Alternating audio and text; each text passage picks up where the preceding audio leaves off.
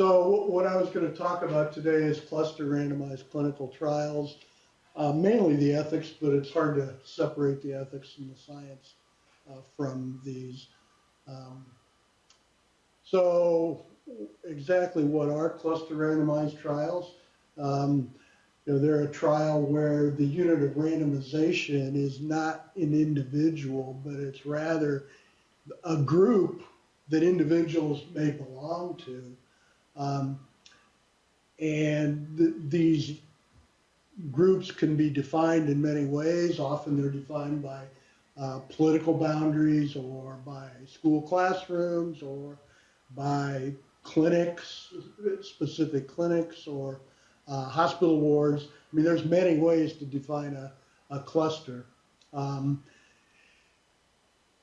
Reading the literature, you may see these referred to not only as cluster randomized trials, but as group randomized trials or place randomized trials.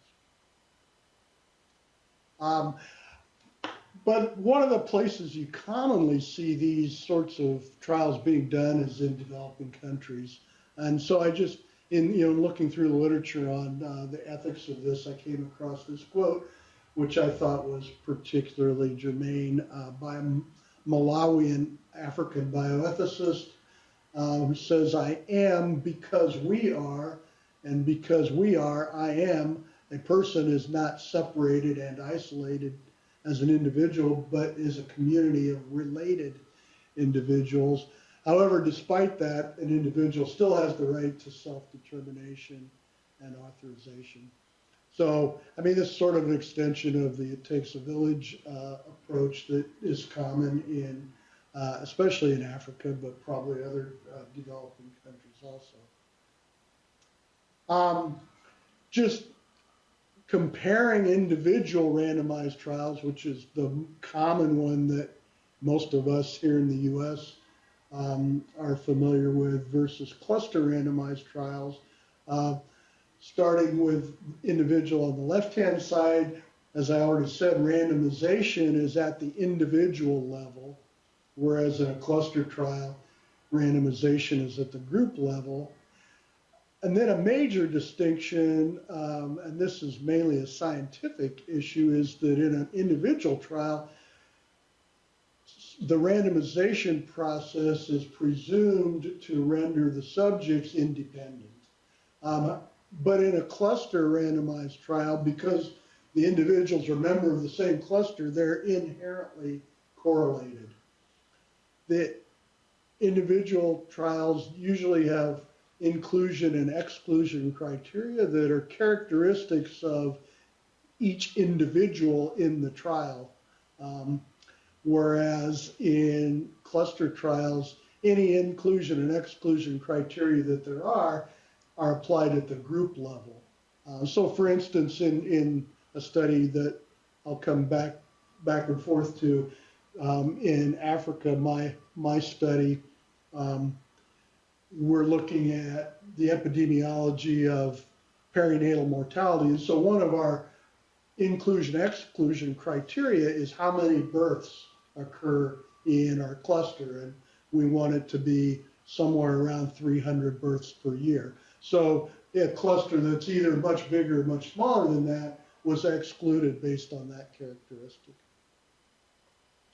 In individual randomized trials, it's very clear who the subject is, it's who got randomized. In cluster randomized trials, it's often fairly unclear who the subject is. And this is partly because a lot of cluster randomized trials belong in the implementation science world. And sometimes the actual intervention is being done on health workers, whereas the outcome is studied on subjects or on people that are under the care of the health workers. So it can be a bit clear who exactly is the subject. In an individual trial, individuals can either accept or decline to be involved in the trial and accept or decline the randomization and or intervention.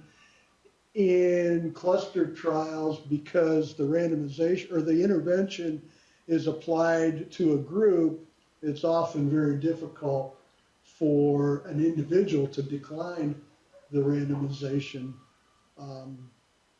Individual trials are excellent for determining the effect of an intervention, especially a drug, on individuals.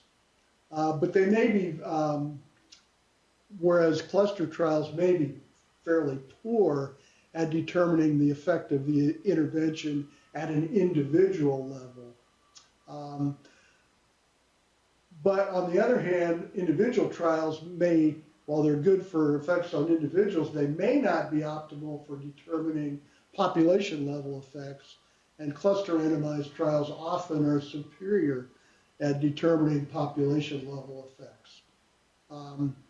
And then on the individual side, strict inclusion-exclusion criteria, while they make it easier to get to a statistically significant result, they may lead to poor generalizability of the trial, because many subjects, in the real world, many people that might be thought to be eligible to receive the drug as treatment don't have the same inclusion-exclusion criteria. On the cluster side, however, all members of the group are subjects, and so it's inherently a population level study, so there's generally better generalizability. And then individual randomized trials are much better at the discovery science side of translational research, whereas cluster trials are much better for looking at implementation science. So why would somebody choose to do a cluster randomized trial? Probably one of the main reasons is that you're trying to capture a population level effect of an applied intervention. So, for instance, many of our studies in Africa, we're trying to see what our intervention, what effect it has on perinatal mortality. Well, perinatal mortality is a population level statistic, and so you have to look at the entire population. And another reason would be the intervention, by its simple nature, has to be applied to an entire population. So, a classic one would be water fluoridation. I mean, you can't fluoridate a water supply to a city and then have people choose or not choose to have the intervention. But there's many other situations too, such as an intervention directed to how educational initiatives are implemented, because the whole classroom is going to get whatever the intervention is. So an individual student, if they're in the classroom, they're automatically going to get that intervention.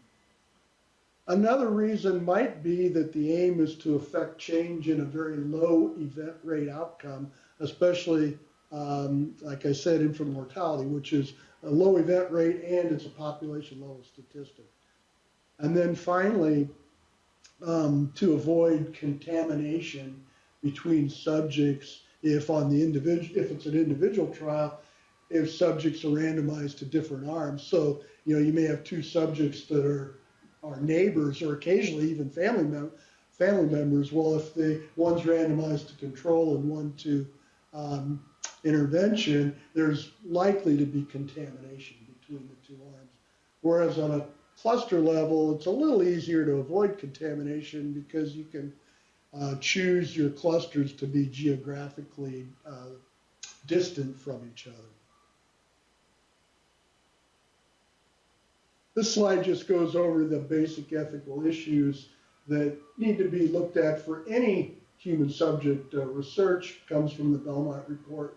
Most people are familiar with this, and so I'm not going to go through point by point, but clearly respect for persons, or autonomy, and beneficence, or do not harm, and then justice, which is a little bit sometimes harder to define.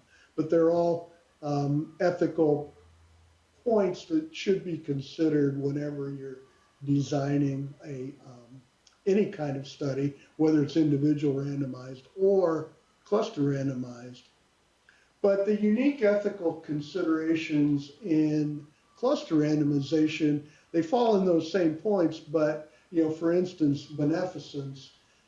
In a cluster, there's a whole spectrum of prevalence to whatever your baseline is.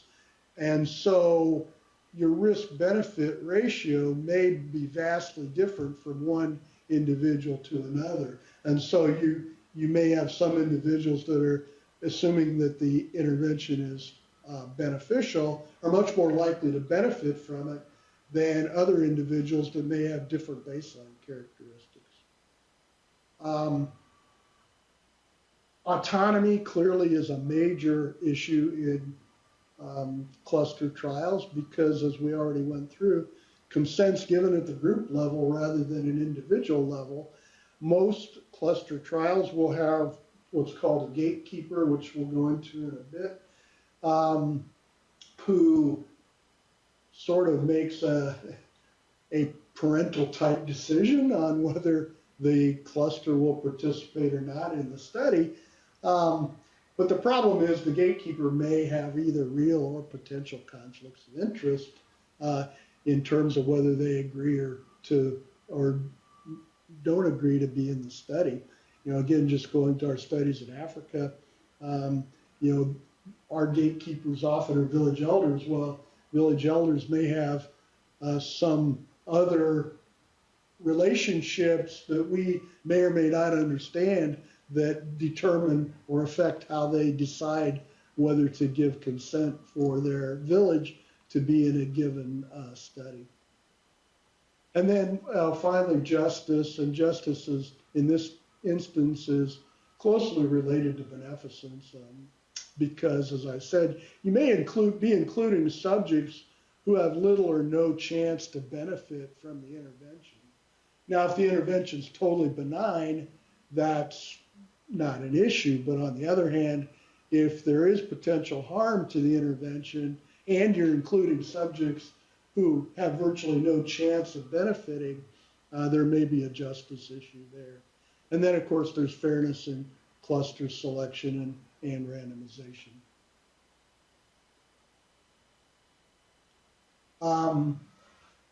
So the key questions when you're looking to design an ethical cluster randomized trial, first of all, decide who is the research subject. And then once you've decided the subject, from whom, how, and when must informed consent be obtained? Is simple cluster level consent adequate? Generally not. Generally you need at least not only consent from the gatekeeper, but also consent from the individuals to at least collect their data. Even if they can't decline the intervention, they still have the right to decline data collection. Does clinical equipoise apply? Because of the issue with including subjects that may not benefit or are unlikely to benefit, usually a cluster randomized trial is looking at interventions where there's fairly good data already existing from individual trials that the intervention is likely to be beneficial or at least unlikely to be harmful.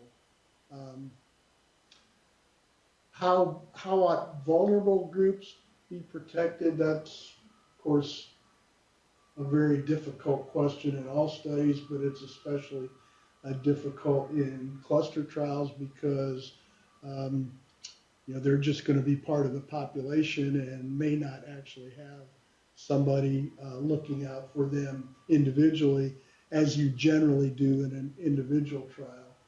And then finally, determining who are the gatekeepers and what are their responsibilities.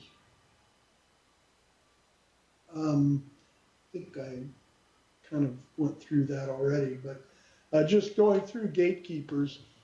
So the gatekeeper is someone who possesses legitimate, and legitimate's important here, authority to make decisions on the cluster or organization's behalf. So in our studies in Africa, it's generally a community leader, such as a village elder. If you're doing a study in a school, it may well be the principal or the superintendent. If you're doing a study in a health clinic, it's likely to be the CMO or CEO of whoever is in charge of that particular health clinic. And so the researcher has to obtain the gatekeeper's permission to enroll the cluster or the organization. But this permission does not replace the need to obtain individual informed consent when it's required. And like I said before, this most often is simply permission for data collection. The scope of the gatekeeper's authority has to encompass the interventions of the type in question. So for instance, if you were doing an actual health intervention in a school, it's possible that you might not be satisfied simply with the principal's permission, but you might also need the school health nurse or some other person whose skills are commensurate with the intervention that's being studied. And then the gatekeeper, of course, might choose to consult a wider group of community representatives or advisors before taking the decision to permit the study. Subject autonomy I've kind of alluded to before, but this is a major ethical consideration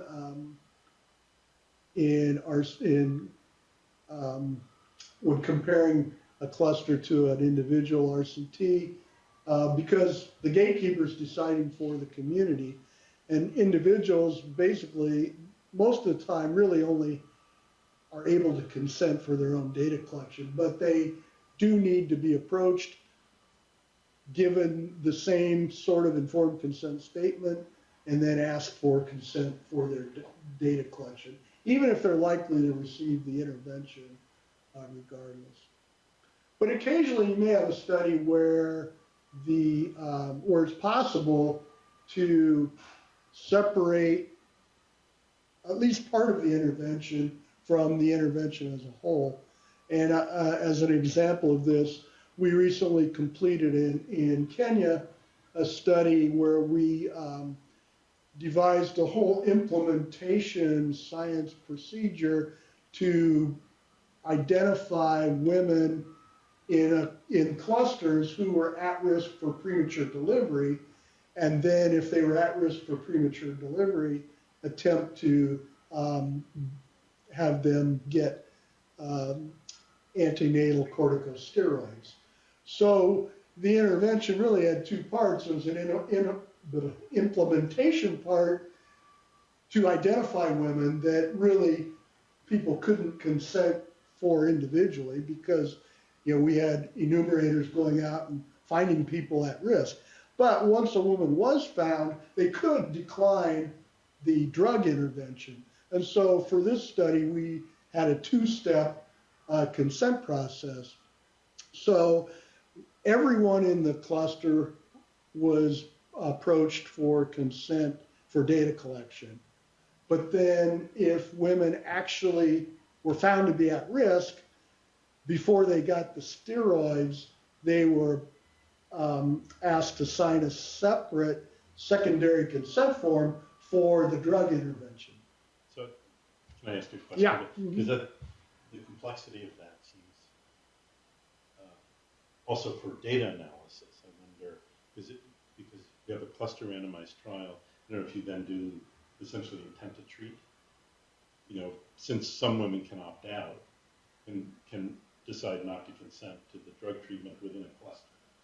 So, that's a great question, and it really addresses when you do an individual trial versus a cluster trial, because the point of our study was not to determine whether steroids work or not. We already know antenatal steroids work.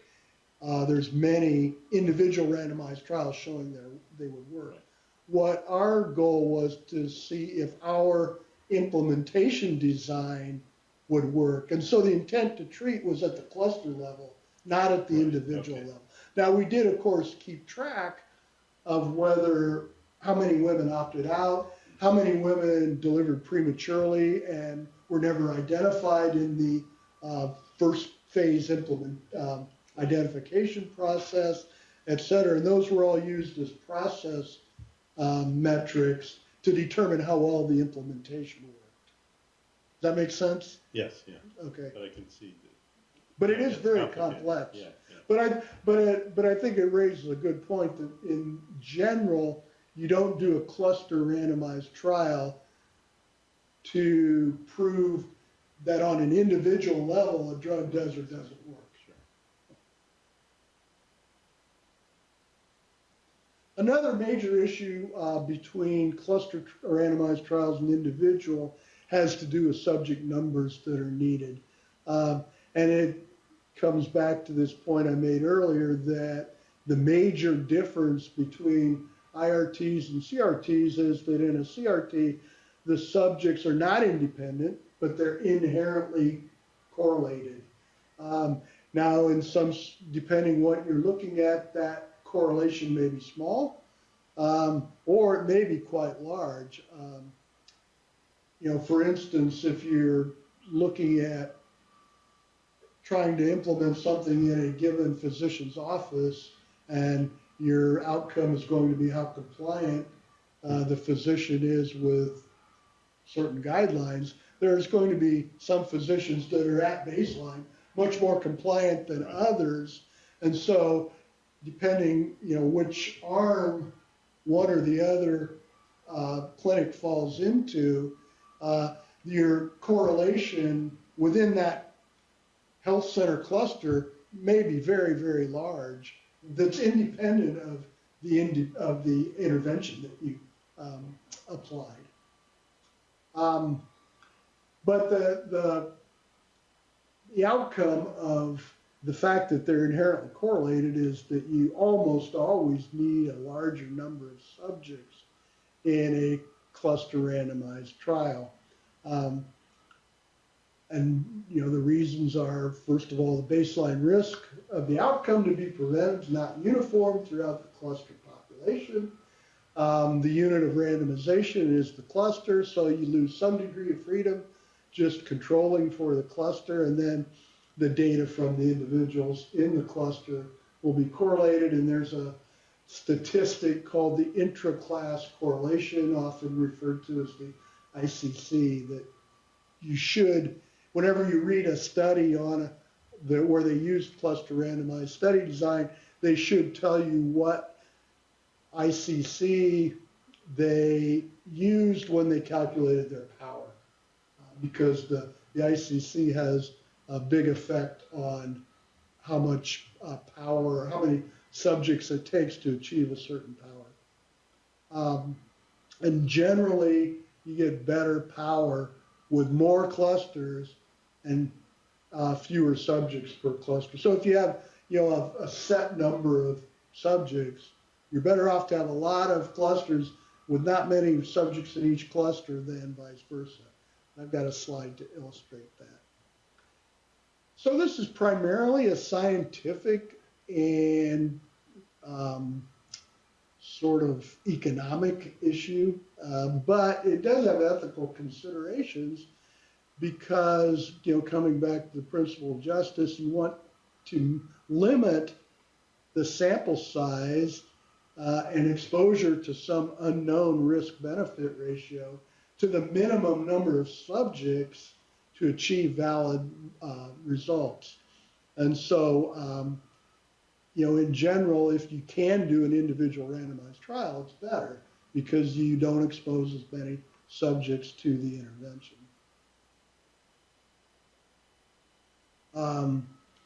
So calculating power for these sorts of trials, it depends on a number of key variables.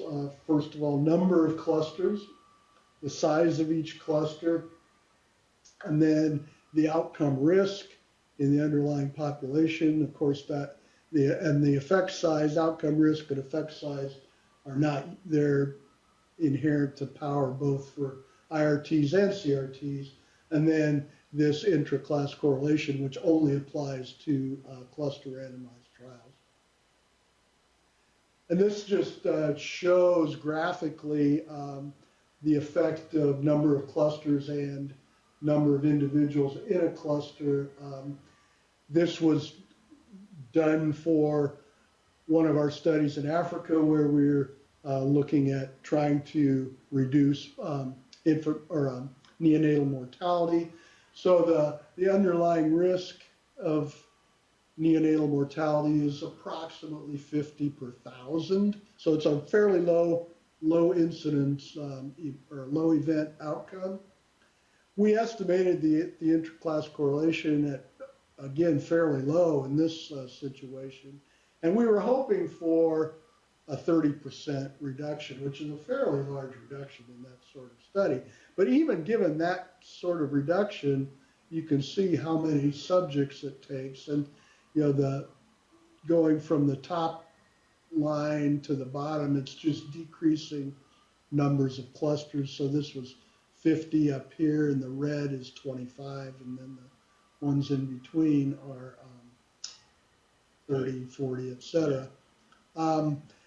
So there's a couple important points to make. First of all, as I already said, the more clusters you have, the better your power is.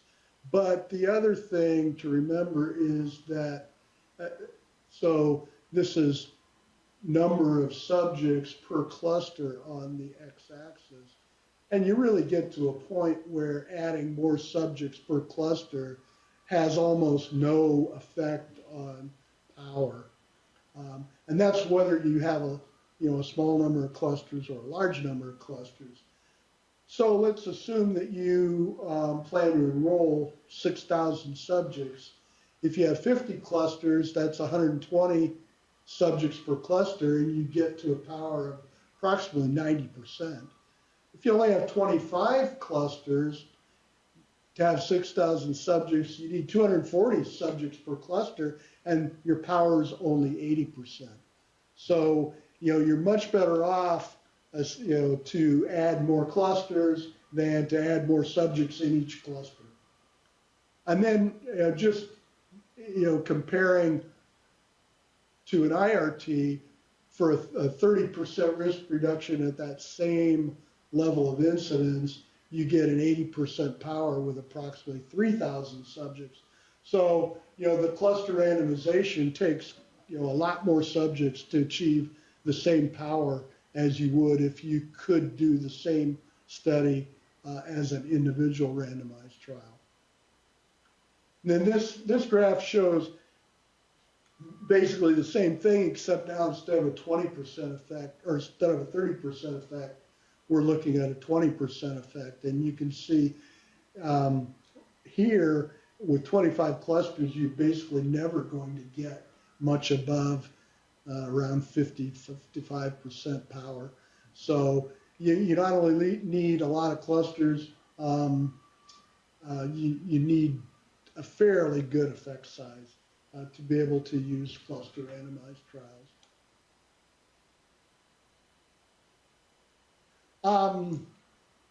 I just thought I'd mention a few alternative study designs that can also be considered. And generally, these would be useful when it would be considered unethical to randomize or withhold the proposed intervention.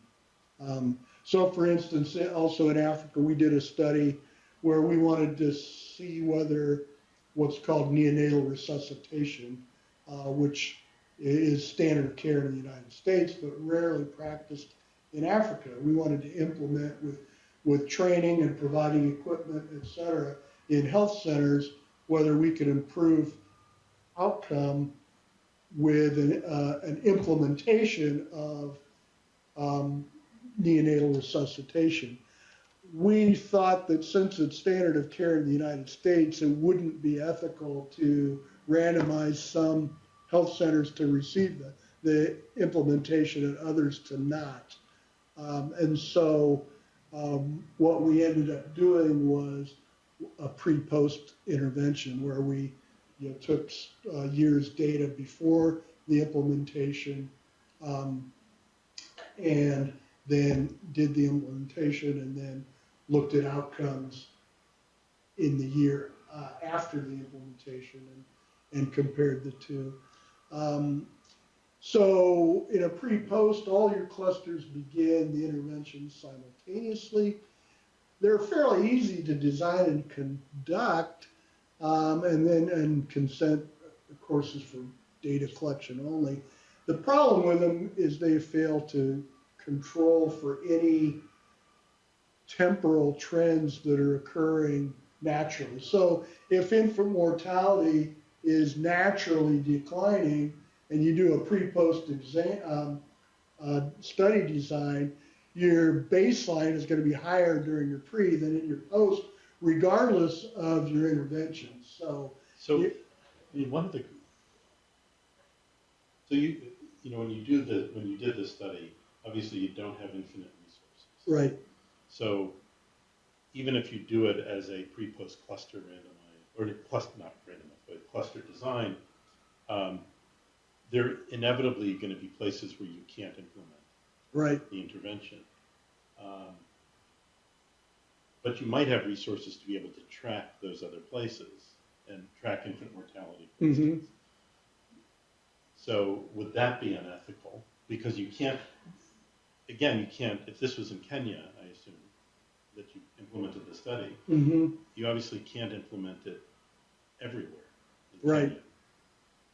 No, I mean, I see what you mean. I mean, it's at least to look at historical trends. Yeah, I mean, that's the other option, to just simply do an observational trial, is I think basically right. Well, to do a combination of pre-post with observational, where you just get kind of group data in order to take a look at what the historical trends might be. So something like that. Yeah, I mean, I think that's another sort of within that same pre-post intervention type study design. Tracking the subjects that just never are exposed to the intervention. I think that's what you're saying. Yes. Yeah.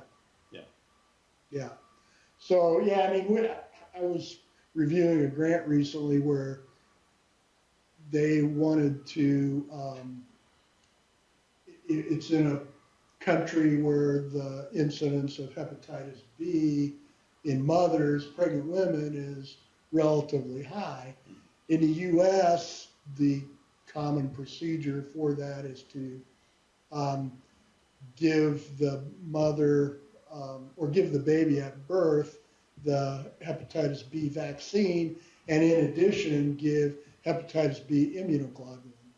Well, there have been some people who showed that some of the antiretrovirals, if you give them to the mother, they reduce the viral load in the mother low enough that you may not even need the, certainly not the immunoglobulin. And the immunoglobulin is incredibly expensive, and there's cold chain issues, et cetera, that make it difficult to use in a developing country. And so what they wanted to do was, in mothers that are getting the antiretroviral intervention, so everybody would get the antiretroviral intervention, all the babies would get the vaccine, then they wanted to randomize whether babies got the immunoglobulin or not. Right. The problem is it's considered standard of care by not only the US but by WHO to give the immunoglobulin. Right. So, our IRB is going to approve randomization to either get or not get the immunoglobulin. But an alternative would be just to simply do an observational trial in those situations where the mothers are getting the antiretroviral, the babies are getting the vaccine, and then some babies may or may not get the immunoglobulin just based on whether it happens to be available in that hospital or not. So that would be another alternative design. A second alternative design is what's called stepped wedge. And this is where it's similar to a pre-post, but rather than beginning all your implementation or intervention simultaneously, you randomize clusters to the order in which the intervention is begun. And the main advantage of a stepped wedge is because the intervention occurs at different time points in each cluster, you can get some idea of whether there's some long-term temporal trend that's contributing to any change that you see pre and post. But of course, even this design is still susceptible to short-term externalities. For instance, in Kenya, during one of our studies, the healthcare system went totally on strike. Many of our health centers just closed. And so even with a stepped wedge design, you can't control for that. So, there's problems with either of those. This just graphically shows a stepped wedge with, in this case, just with 6 clusters. So you're pre here, and then you gradually introduce more and more clusters to the intervention. And then, finally, some other alternative study designs. And these can be useful when you're looking at 2 interventions, either of which could be considered standard of care. So you might, on alternate days or alternate weeks, do standard of care A or standard of care B, or maybe even in odd hospital numbers. The problem with these, of course, is that it can be difficult to avoid bias in your group assignments because subjects are either going to be born one week or the next, and there's no inclusion-exclusion criteria in that sort. And that's what I had. So any questions? It's very interesting and helpful. And part of the reason I wanted to come here is because I've been involved in both types of trials, although mostly in individual, because of the research I do, it's, on health messaging and the effect on, decision to get vaccinated or to get a diagnostic test. But more recently, I've been working with Steve Downs on some projects using the Chica system, which is really an interesting cluster randomized approach. So it violates some of the, part of the issue is, so we've done a couple of interventions which were reminder prompts to the healthcare providers, where the healthcare provider is the cluster, and their patients then are the patients are the cluster within each healthcare provider. So yeah, it's clustered by provider, which is an odd way of thinking about it, but it actually is sort of how it works. Some of the Chica studies the cluster has been really 2 clusters have been one set of clinics versus another set of clinics, but it's constrained in that case because there's the world in this case are the clinics that utilize Chica. So there's not like 500 schools where we can sort of select out maybe 200 to randomize 100 to one and 100 to another. We have 29 healthcare providers, and that's sort of that's the universe in that case of healthcare providers. We had a 3-arm, one of the first study was a 3-arm study, which I just finished writing the manuscript for. So it's fresh in my mind, but it's just sort of interesting because there's there are other constraints that come to bear when you have that limited number of clusters that you can select from. Right. I was thinking of the Chica studies with some of my comments, and I had talked to one of the fellows, I don't remember which one, but they were going to do some sort of an intervention where basically it was the computer prompt which would lead. And in talking to the fellow, the issues that in my mind came up, first of all, I think in those studies the intraclass correlation is going to be very high because there's certainly physicians that are very scrupulous about those prompts, and others that may not ever, they may not even just tab right exactly. through them. Yes. And so,